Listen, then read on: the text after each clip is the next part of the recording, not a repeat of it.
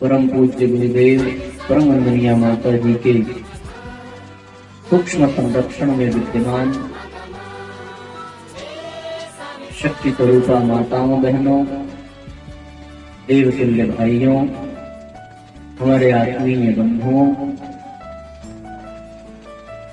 पंचदिवसीय श्रीमद् पावन प्रज्ञा पुराण कथा एवं नवकुंडीय गायत्री महायज्ञ के प्रथम सत्र में हम सभी प्रवेश कर रहे हैं।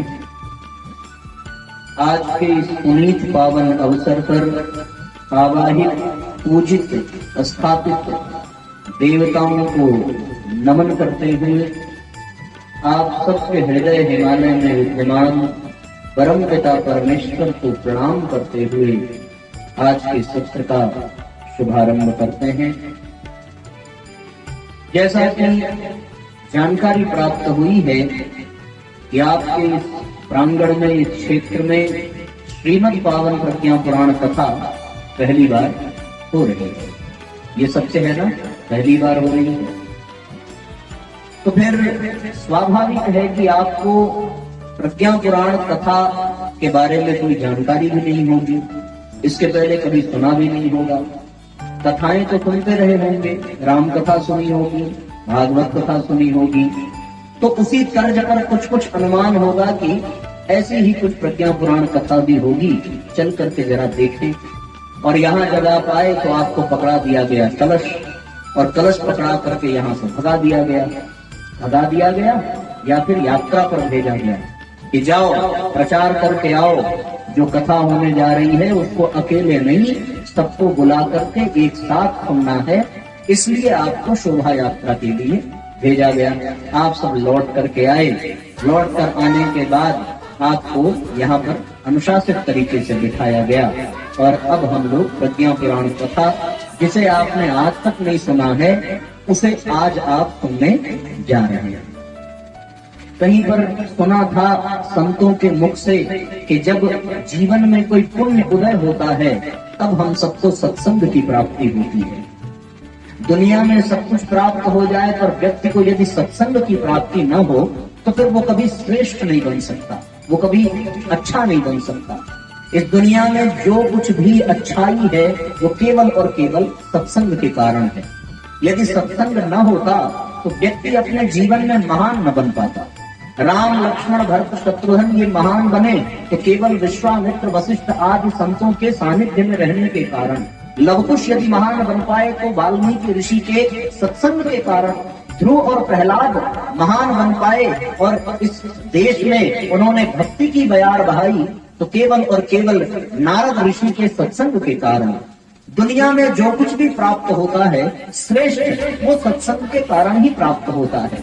यदि आपको फल चाहिए तो आपको वृक्ष के सानिध्य में बैठ करके उससे फल की प्रार्थना करनी पड़ेगी, तब आपको फल मिलेगा। इसका अर्थ है कि फल के लिए वृक्ष का सत्संग करना पड़ेगा, दूध के लिए गऊ का सत्संग करना पड़ेगा। सत्संग का तात्पर्य केवल भजन कीर्तन से नहीं है, सत्संग का तात्पर्य है वहां बैठ करके संग करना जहां कुछ सत्य की अथवा उस सत्ता की बातें हो, उसी को सत्संग कहते हैं। तो जहां सत्य की चर्चा हो, जहां उस परम सत्ता की चर्चा हो, वहां पर बैठ करके सुनना, कहना और उसको गुनना, उसका मंथन करना, उसका चिंतन करना, ये सत्संग कहलाता है।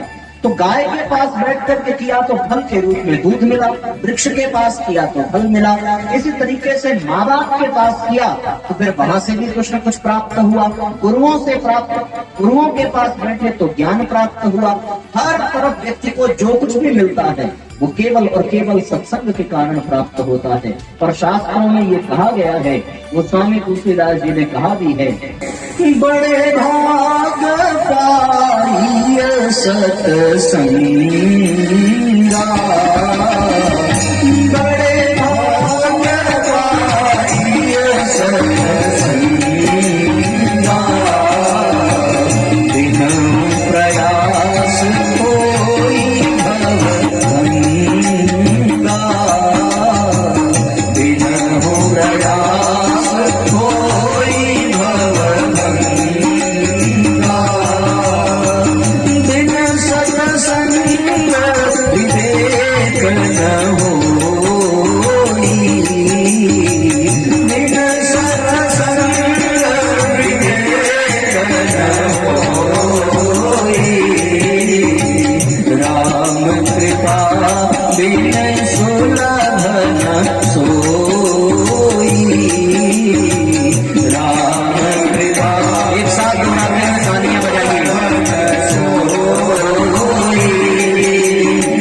प्रथम भगति संतन कर संगा, दूसरी रति मन कथा प्रसंगा। प्रथम भगति संतन कर संगा, दूसरी रति मन कथा प्रसंगा।